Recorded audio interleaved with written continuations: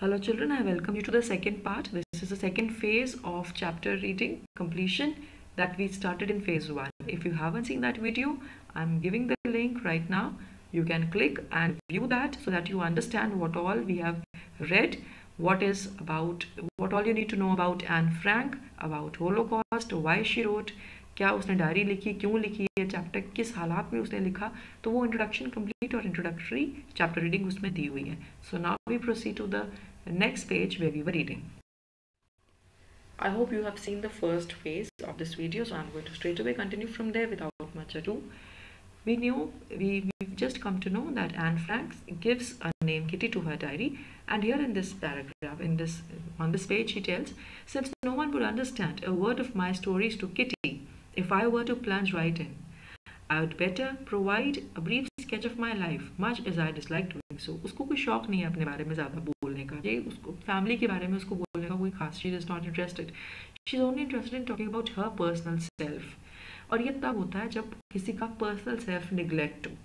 तो हमें ये समझना है साइकोलॉजिकल स्टेट उसकी क्या थी, उसका पर्सनल सेल्फ निगलेक्टेड था, इसलिए वो अपने लिए डायरी लिख रही थी, बट उसे बताना तो पड़ेगा उसका फैमिली बैकग्राउंड. तो यहाँ पे she decides that I will have to tell you about who am I and what's there about my family. Her father was the most adorable father I've seen. She had a very good relationship with her father. He didn't marry my mother until he was 36 and she was 25. इस as में उनकी शादी हुई. My sister Margot was born in Frankfurt in Germany in 1926. 1926 को याद करने की जरूरत नहीं है. Remember Frankfurt in Germany, where Margot, her sister, was born. I was born on 12 June 1929. If possible, learn this. I lived in Frankfurt until I was 4. Frankfurt में रहे जब तक वो 4 साल की थी. My father emigrated to Holland in 1933. My mother, Edith Holland Frank, went with him to Holland in September. So the couple, parents, migrated to Holland from Frankfurt when in September. While Margot and I were sent to Eschen to stay with a grandmother. और दोनों sisters were told to stay with the grandmother. Place Eschen. Margot went to Holland in December and I followed in February. So they both came to, at that time Anne was 4 years old. All this happened in 1933. So 1934 February में Anne was brought to Holland where her parents were living and I was plunked down on the table as a birthday present for Margot. तो यहाँ पे थोड़ा sense of humour दिखता है उसकी writing में. तो मार्गोट को बर्थडे गिफ्ट मिला था कि that your sister has arrived and we all are going to stay together. Now which is this place? This place is Holland. I started right away at the Montessori Nursery School. I stayed there until I was 6, at which time I started in the first form. First form मतलब first class. तो 6 years का बच्चा first में होता है. यहाँ अभी तक भी यही सिस्टम है, तो वहाँ भी वो फर्स्ट में थी. In the 6th form, my teacher was Mrs. Cupris, the headmistress. At the end of the year, we were both in tears as we said a heartbreaking farewell. This line shows Anne was very good in maintaining beautiful relationships with people, but still she says that I am alone. इतने अच्छे friends बनाती है. छोटा बच्चा कोई वो इतना attach हो जाए कि दोनों टीचर भी और बच्चा भी एक दूसरे को they would cry getting separated. ये लेवल था एन का अपनी टीचर के साथ. तो she was so friendly. She had such soul to soul connection with so many people. ये हम देख रहे हैं यहाँ पे. सो थोड़ा सा बात की एक बार दोबारा से क्विकली रिवाइज करें. How did the family get together and after migrating to Holland, ये आपने इसमें मार्क करना है. और अभी नेक्स्ट क्वेश्चन हम we are going to see about Anne and her grandma's relationship. In the summer of 1941, grandma fell ill and had to have an operation. So my birthday passed with little celebration. Little मतलब कुछ नहीं होता.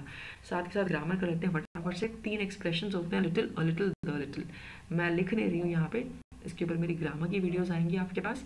ये a little का मतलब होता है थोड़ा सा, लिटिल का मतलब होता है बिल्कुल भी नहीं, ना बराबर, और द लिटिल का मतलब है जो थोड़ा बहुत है, वो सारा का सारा. The students who have taken classes from me, I have given them a lot of explanation about this always. I hope this comes as a good reminder कि आप a little, the little और little को correct usage में डालें.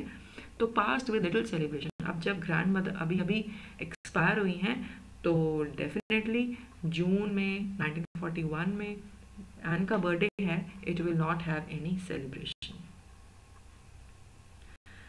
expired नहीं हुए, I'm sorry, she had an operation, so they did not have any celebration. Grandma couldn't live much even after that, and in January 1942, she passed away. No one knows how often I think of her and still love her. The birthday celebration in the year 1942 was intended to make up for the other, and Grandma's candle was lit along with the rest. अब यहाँ पर she tells us कि जब मेरा birthday आया 1942 में, उसमें हमने सोचा कि चलो पिछली बार बर्थडे नहीं सेलिब्रेट किया था, तो ग्रैंडमा की याद में ग्रैंडमा के लिए एक कैंडल भी जलाई गई थी along with the rest, along with the other candles. These are the two things which show that she really loved her grandmother. The four of us are still doing well, and that brings me to the present state of 20th June 1942 and the solemn dedication of my diary. Now she tells us that till 1942, this is the present time, and now she'll tell us that she has begun her 13th birthday, and on 20th June she receives this diary as a gift. This was a birthday gift, and this was that birthday on which a candle for grandma's memory was also there. Grandma की याद में candle चलाई थी. अब इसी birthday पे उसको birthday gift मिला था डायरी, और यहीं से उसने डायरी लिखनी स्टार्ट की थी. अब आपको एक बात जल्दी से बता दूं, अभी तक एन फ्रैंक की जो लाइफ है वो हाइडिंग में नहीं है. She is living a normal life. इस पूरे चैप्टर में अभी तक वो मेंशन नहीं आया है कि वो हाइडिंग पे गए थे, जूस थे, हिटलर और हिटलर की आर्मी से बचने के लिए गए थे. वो आएगा, वो बाद में आएगा. पर ये जो पार्ट है, ये it has been lifted from the part where she starts writing the diary and she is yet to go to hiding. अभी उसकी लाइफ नॉर्मल है, नॉर्मल लाइफ स्टाइल सब कुछ चल रहा है. वो स्कूल जाती है, खाती है, पीती है, सब लोग नॉर्मल रहे, ऑफिस जाते हैं, उसके बाद काम पे घर आ जाते हैं. फिर बाद में उसकी डायरी, लेकिन ये उसके नॉवल का सिर्फ काइंड ऑफ 1/10 पोर्शन होगा. उसके बाद वो सारा डिटेल बताती है जो होलोकॉस्ट के बारे में है कि लोगों के साथ क्या क्या हुआ. I hope you are liking my classes. Thanks for being with me at eClasses with Shalini ma'am. I request you all to please like, subscribe and press the bell icon. If you do that, your gesture is going to really motivate me so that I create more such videos and bring more useful content for you. Thank you so much. Dearest Kitty, अब Saturday की date है 20th June 1942. Now here the next diary entry begins. और अब उसकी जो भी diary entries अब यहाँ से शुरू होनी वो डियरेस्ट किटी से शुरू होंगी. वो अपनी डायरी एंट्री में रोज़ पहले किटी को प्यार से बुलाएगी, डियरेस्ट किटी, जैसे उससे बात कर रही हो. Now इस पार्ट में क्या हो रहा है, she will be telling us about her classroom. Now she was a very popular girl in the class, and now it is the time for giving them the results. So this is all about Anne's classroom. Let's be quick. Our entire class is quaking in its boots. Matlab they are very nervous. The reason, of course, is the forthcoming meeting in which the teachers decide who will move up to the next form and who will be kept back. अब result declare होना है, teachers are going to decide and announce that who will be taken to the next class and who will be told to repeat the class. Half the class is making bets. GN and I laugh ourselves silly at two boys behind us. अब यहाँ बता रही हूँ GN क्या है. अब जब Anne Frank ने इसमें रियल नेम्स लिखकर डायरी लिखी, तो जब उस डायरी को सबमिट करके एक नॉवल का फॉर्म दिया गया, at that time Anne Frank's father decided that there were some people who did not want their real names to be spoken in someone's diary, you know, on a public platform. So these are those people who did not allow the use of their complete names in Anne Frank's diary, in Anne Frank's novel. So their names were taken as initials, GN, CN. अब यहाँ देखो Jacques ये पूरा नाम है. इस बंदे को कोई दिक्कत नहीं होगी, उसका नाम बोला जा रहा है एन फ्रैंक के नॉवल में. बट जो दूसरे लोग हैं जिनके लिए इनिशियल्स यूज़ किए हैं, these are those people who did not permit, they did not give the legal right to Otto Frank to use their name in some novel because it is a personal novel. GN and I laugh ourselves silly at two boys behind us, CN and Jacques, who have staked their entire holiday savings on their bet. From morning to night, it's you are going to pass, no I am not, yes you are, no I am not. तो GN और ये Anne Frank है, ये हंस रही हैं because there are two boys, CN and Jacques. They have, उन्होंने एक बेट लगाई है, शर्त लगाई है कि तू पास होगा, और वो कह रहा है कि नहीं मैं पास नहीं होऊंगा। उनको अपने आप पे भरोसा ही नहीं है। तो उन लोगों ने अपनी पूरी पूरी सेविंग की शर्त लगा रखी है, अपनी पूरी पॉकेट मनी की सेविंग की शर्त लगा रखी है। और ये girls they are laughing at the foolishness of these boys. Even G's pleading glances and my angry outbursts can't calm them down. तो ये दो लड़कियाँ उनके जो पीछे बैठती हैं, उनके आगे बैठती हैं, वो उनको कभी प्लीज़ बोलती हैं, कभी एंगर गुस्सा करती हैं. They don't quiet. If you ask me, there are so many dummies that about a quarter of the class should be kept back. He says that ये people इतने लल्लू हैं कितने सारे कि 1/4 क्लास को तो रिपीट ही कराना चाहिए. But teachers are the most unpredictable creatures on earth. अब ये लाइन मैंने हाईलाइट की हुई है. क्यों की हुई है? क्योंकि अभी साथ के साथ ही एक एपिसोड शुरू होगा एक टीचर के बारे में, तो वहाँ पे ये फिट होगा. So what was Anne's opinion about teachers? That they are the most unpredictable creatures on earth, number 1. And later on we will see how this remark goes appropriate or inappropriate according to what happens in this story.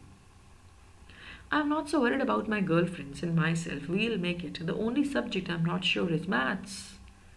Anyway, all we can do is wait. Until then, we keep telling each other not to lose heart. अब result आने वाला है and Anne is only afraid of maths result, but they can do nothing. They can only wait. So she says that let's wait. I get along pretty well with all my teachers. अब यहाँ पे शुरू होगा mister Keesing का episode. Mister Keesing Anne Frank का maths teacher है. तो quickly पहले देखिए, how do the children behave in ends class on the day of results. ये सारे पॉइंट्स आपके पास हैं, उनको आप मार्क करके बता दीजिए. अब हम we are going to start mister Keesing के साथ. उसका अभी क्या होने वाला देखो. So I get along pretty well with all my teachers. मेरे अच्छी टीचर्स सबसे बनती है. There are 9 of them, 7 men and 2 women. अब ये देखने वाली बात है कि उस ज़माने में मेल टीचर्स ज़्यादा थे, वीमेन टीचर्स कम थे. Mr. Keesing, the old fogey who teaches maths, was annoyed with me for ages because I talked so much. अब हमेशा से वो दुखी रहते थे एन से, because Anne use to speak so much. अब ये मिस्टर कीसिंग का एपिसोड शुरू होने वाला. It is very important. इसका एक पॉइंट मार्क करना. सबसे पहले she calls him an old fogey. उनका मजाक उड़ाते हैं. बुढ़ा सा टीचर होगा. और he is always angry because Anne speaks so much.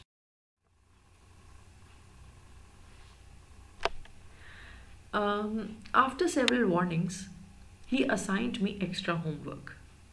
तो उसने बहुत वार्निंग्स दी बोलने के बारे में, और एक दिन उसको होमवर्क मिला essay on the subject a chatterbox. A chatterbox? What can you write about that? I'd worry about that later, I decided. I jotted down the title in my notebook, tucked it in my bag and tried to keep quiet. क्योंकि punishment मिल गई थी. So what was the first punishment given? To write about an essay about the topic a chatterbox. That evening, after I had finished the rest of my homework, the note about the essay caught my eye. I began thinking about the subject while chewing the tip of my fountain pen. And अब idea सोचने लग गई कि वो क्या लिखे. Anyone could ramble on and leave big spaces between the words. ऐसे फटाफट वाला एक फॉर्मेलिटी वाला काम कर सकती थी कि कुछ भी उड़ा पड़ा लिख दो ज़्यादा जगह छोड़ के, और आपका ऐसे के 2-3 पेजेस भर जाएंगे. But Anne Frank, her brain was that उसे कोई चैलेंज मिल जाता था कुछ सोचने का या आर्ग्यू करने का, तो she could not miss that challenge. The trick was to come up with convincing arguments to prove the necessity of talking. She wanted to convince, she wanted to prove that if she talks it is necessary. तो अपनी गलती ना मानना और ऊपर से उसको convincingly लिखना और इंटरेस्टिंग तरीके में. She took it as a challenge. ये एन की बहुत बड़ी क्रिएटिव एबिलिटी थी. एक तो आर्ग्यूमेंटेटिव एबिलिटी थी उसमें, इसलिए वो ऐसा सोच रही थी, और दूसरा कन्विंसिंग एबिलिटी भी थी. I thought and suddenly had an idea. तो क्या आइडिया आया? I wrote 3 pages of mister Keesing what had assigned me and was satisfied. I argued. अब उसने लिखे 3 पेजेस और उनमें क्या लिखा? Talking is a students trait number 1. कि ये स्टूडेंट्स का फीचर होता है. बच्चे बोलते ही हैं, स्टूडेंट हैं तो वो बोलेंगे. And that I would do my best to keep it under control. लेकिन मैं उसको कंट्रोल में रखूंगी. अब देखो ये पॉजिटिव पॉइंट बोल दिया तो nobody will mind it also.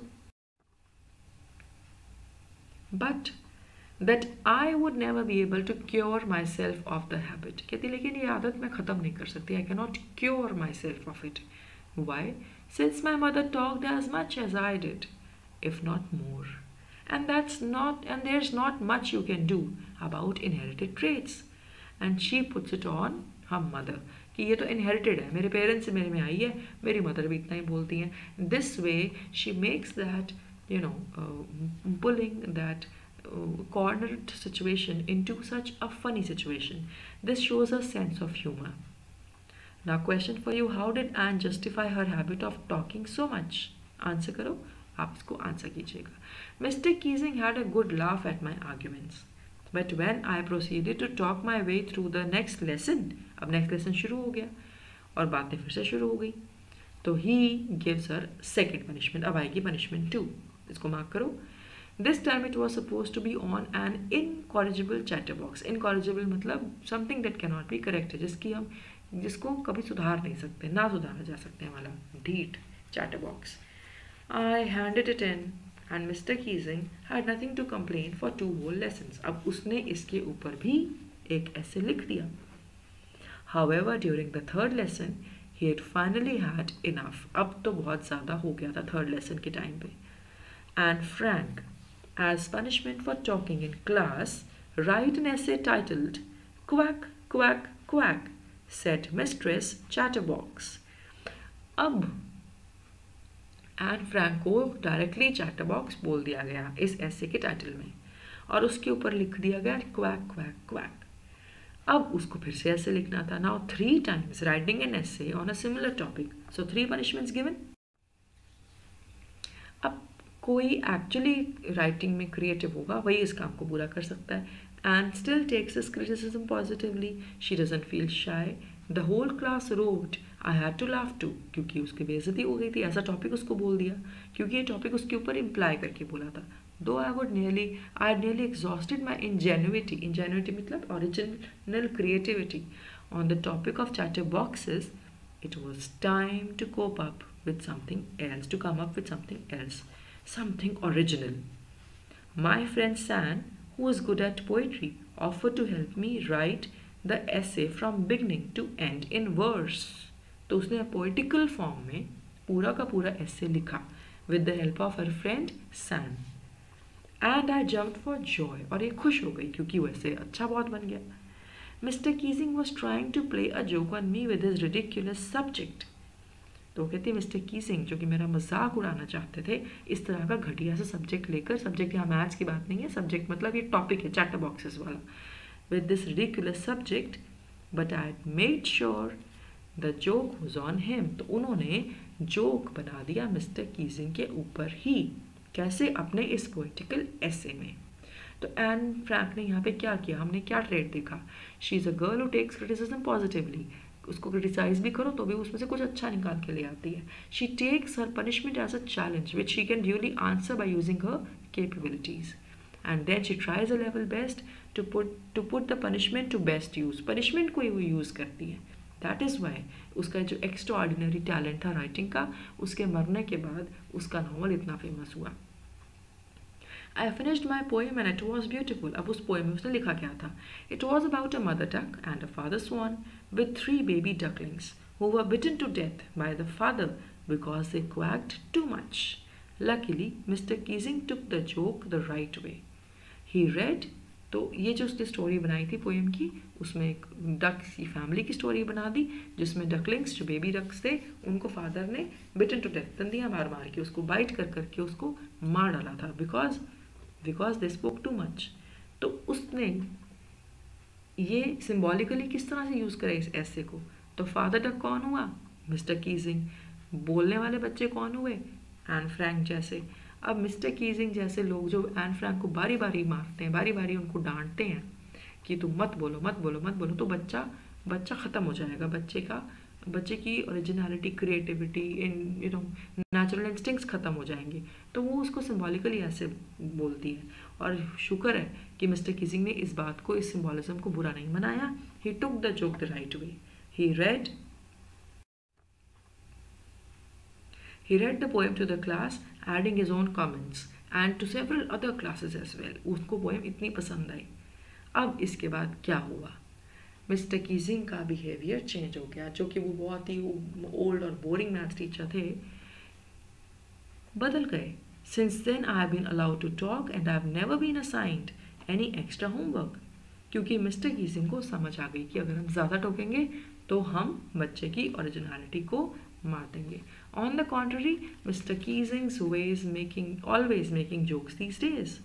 So we can say that if children are right, if they know how to justify and convince themselves, वो बड़ों की नेचर को चेंज कर सकते हैं. यहाँ पे फटाफट से आपको एक मॉरल लेसन दूंगी. बहुत बार क्लास में होता है, बहुत बार बच्चे इरिटेट होते हैं, परेशान होते हैं टीचर से कि कोई टीचर XYZ हमारे साथ कोऑपरेट नहीं करता, समझता नहीं है, हमें ज़्यादा डांटता है, हमें ऐसे ऐसे रिमार्क्स मिलते हैं. अगर आपको ह्यूमन बिहेवियर्स को टैकल करना सीखना है, you have to start it now. Start experimenting it on your teachers. Start finding out ways. अब एक्सपेरिमेंट में आपने क्या करना है?